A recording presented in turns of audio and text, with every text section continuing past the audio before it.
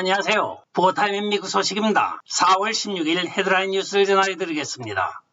보타임에 오늘의 첫 번째 소식입니다. 러시아가 미국에 우크라이나 무장 중단을 경고하는 공식 사안을 발송하였다고 오늘 보도가 되고 있습니다. 러시아 크레므린은 만약에 미국이 계속적으로 무기 배송을 할 경우에는 예측할 수 없는 결과를 가져올 수 있다고 미국에 경고를 하였다고 전하고 있습니다. 이 사실은 워싱턴 포스트에 의하여 알려졌으며 러시아의 공식적인 외교 채널을 통하여 미 외교부에 전달이 되어 백악관까지 그 서신이 발송이 되었다고 전해지고 있습니다. 이 경고성의 의사소통은 조 바이든이 우크라이나에 제공되는 무기의 극적인 확대를 하겠다고 발표하기 하루 전에 이루어졌다고 합니다. 한편 우연하게도 장 커비 미 국방부 대변인은 수요일인 4월 13일 155mm 곡사포가 포함되어 약 8억 달러의 무기 패키지를 우크라이나에 보내겠다고 발표를 한 바 있습니다. 이는 러시아 시스템에 맞게 설계되어 있는 우크라이나의 장그리포의 심각한 업그레이드입니다. 즉 러시아 본토로 공격할 수 있다는 것입니다. 또한 국방부는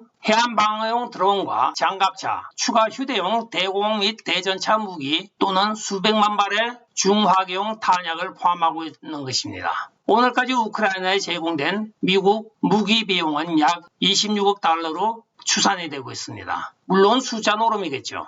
다음 소식입니다. 미국의 전력 공급망에 대하여 지금 다보스 포럼의 설계자이기도 한 슈밥이 그것을 컨트롤하고 있는 것으로 오늘 나타나고 있습니다. 2021년 11월에 NERC 즉 북미 전기 안전 공급 회사의 그리드X4라는 시뮬레이션을 수행을 하였습니다. 이 이틀간의 시뮬레이션에선 정부 관리, 그리드 운영자, 전력 생산자 등으로 구성된 참가자는 미국 및 캐나다 전력망에 대한 사이버 또는 물리적 공격의 조합에 맞서는 싸움을 참여하였습니다. 이 훈련은 바로 사이버 공격으로 인하여 다운이 된 전력 공급을 빨리 회복하는 복구 훈련의 하나였습니다. 무브제로는 전력망이 다운이 되었을 때 그 전력망의 공격 경로를 찾아 북미 전력망, 통신 인프라 및 천연가 시설에 대한 정찰을 시작하는 것으로 시작하고, 무브원은 북미 전역의 발전기의 대규모 폭발과 전략 산업의 다양한 측면의 제어 시스템을 공격하는 사이버 공격을 막아내는 것입니다. 무브2는 대륙 전체의 파이프라인에 대한 실제적 물리적 공격과 결합된 사이버 공격이고, 무브3는 전력 산업의 핵심 직원이 국가 공격자의 타겟이 되고 있는 것을 말하고 있습니다. 그리고 무브4에서는 소셜미디어를 통하여 전력 산업 내의 다른 노동자에게 공포를 심어준다고 하면서 수많은 익명의 위협을 가하고 있는 것입니다. 이 시뮬레이션에서 나타난 바에 따르면 전력 산업이 정전이나 공격 후에 통신 인프라가 손상된 영역에 집중하도록 권장하면서 이 훈련은 종료가 되었다고 합니다.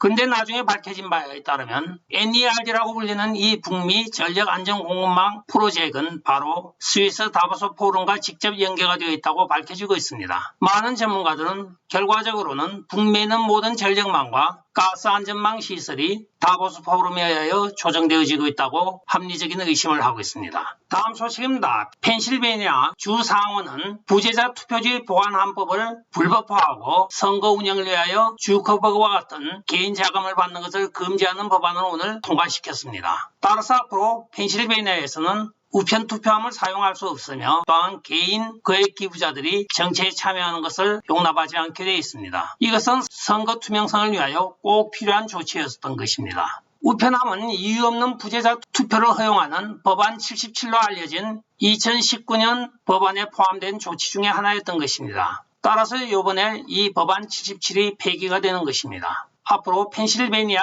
유권자들은 부재자 투표용지를 직접 우편으로 발송을 하거나 또는 직접 투표소에 전달해야 됩니다. 다음 예외 조항은 사전에 승인을 받은 지체 부자유 유권자에 한해서만 타인이 그 투표용지를 대리 발송할 수 있게 되어 있습니다.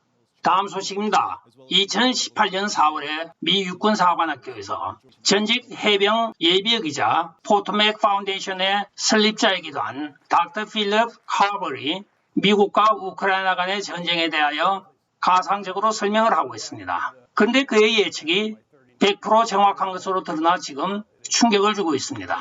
그가 그 강연에서 한 말은 바로 러시아와 미군의 전력 비교였습니다. 물론 미군의 경우에는 우크라이나가 대리전을 한다는 전제하에 설명을 하고 있는데 그 설명의 내용은 다음과 같습니다. 첫째, 러시아는 지구상에서 가장 발전되고 밀집된 데이터 연결 방공망을 보유하고 있다고 이야기를 하며 또한 러시아와 전쟁에서 미군은 최소한 몇 주 동안에 항공 지원이 어려움을 겪을 수밖에 없다고 이야기를 하고 있습니다. 그 이유로는 지정학적으로 미 본토와 또한 우크라이나 간에 너무나 많은 거리가 떨어져 있다는 것도 이야기를 하고 있습니다. 세 번째는 그는 EW, 즉 전자전에 있어서 러시아가 미국에 비하여 훨씬 유리하다고 합니다. 미군의 모든 장비는 일반 우크라이나가 갖고 있는 옛날 소련제 무기보다도 약 10배의 주파수 방출을 하고 있기 때문에 그만큼 적에게 노출될 위험이 크다고 이야기를 하고 있습니다. 또한 마지막으로 러시아군은 미군에 비하여 포병을 많이 보유하고 있기 때문에 평시인 우크라이나에서 전쟁이 벌어질 경우에는 미군, 즉 우크라이나군이 절대적으로 불리하다고 이야기를 하고 있습니다. 한편 그가 예측했던 전황도는 다음과 같습니다. 오늘날 벌어지고 있는 우크라이나와 러시아 간의 전쟁에서의 지도와 똑같습니다. 100% 데자뷰를 보여주고 있는데 딱 한 가지 빠진 것은 바로 체르노빌 원자력 발전소 주변만 빠져 있습니다.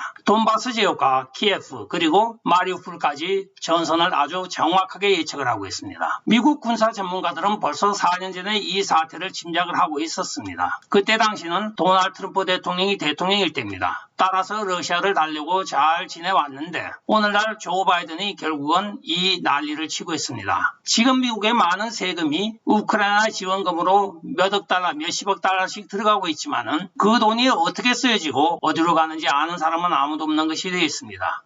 다음 소식입니다. 수요일 러시아는 모스크바의 우크라이나 침공으로 인하여 긴장이 고조되는 가운데 미국과의 외교 공방전을 펼치고 있습니다. 수요일 오후 늦게 미국 하원 의원 39명을 제외한 398명에 대하여 제재 명단을 발표하였습니다. 이는 러시아 전쟁에 관한 제재 조항으로 하원에서 의결을 가졌습니다. 그 의결은 바로 러시아와의 정상적인 무역 관계를 종식하는 법안이 하나 있었고 또한 러시아에 대한 전범 조사 그리고 러시아 석유 금지였습니다. 여기에 반대표를 던졌던 맥 게이츠, MTG, 로렌 로버트 등 3명의 공화당 의원들도 이상하게 제재에 포함이 되어 있습니다. 자기 편을 들어줬는데도 제재를 한 것이죠.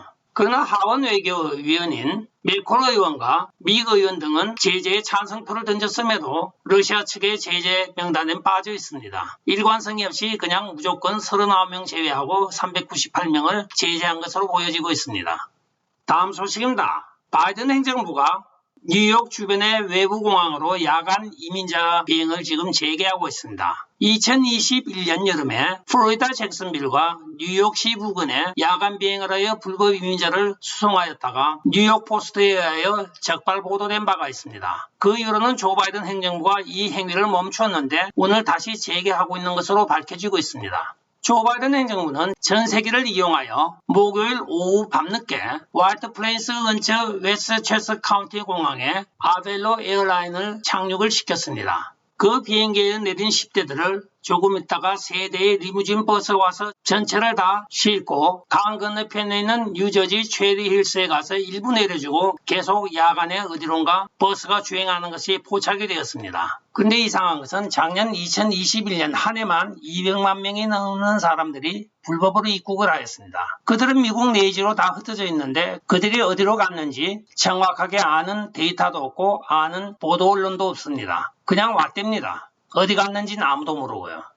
다음 소식입니다. 프란시스코 교황이 부활절을 맞이하여 언론의 4가지 죄를 지금 규탄하고 있습니다. 교황은 언론인들이 4가지 허위정보, 중상모략, 명예훼손, 동성애 등에 해당하는 선전선동을 하고 있다고 강력하게 질타하였습니다. 또한 교황은 지금 우리 모두가 인종차별주의자입니다. 우리는 회개를 해야 합니다고 오늘 부활절을 맞이하여 로마 교황청의 성명을 함께 발표를 하고 있습니다. 그는 자기가 은퇴한 다음에 자기 고향인 남미로 돌아가겠다고 공언한 바가 있습니다. 오늘의 마지막 소식입니다. 클린턴과 오바마 진영의 항상 기부를 하여왔던 동성연애자이며 정치활동가인 에드버기 2명을 살해한 혐의로 목요일인 14일 오후 법원으로부터 30년에 해당하는 징역형을 선고받았습니다. 오늘 법원에 따르면 버기 남성들에게 돈을 주고 마약을 사용하고 동의 여부에 관계없이 심지어는 의식이 없는 경우에도 주사를 한 다음에 성행위를 한 것으로 드러났습니다. 이에 대하여 법원에서는 30년의 형을 오늘 선고하였습니다. 끝까지 시청해 주셔서 감사합니다. 좋아요, 구독, 알림, 그리고 공유 부탁드리고 댓글 많이 부탁드리겠습니다. 안녕히 계십시오. 바이.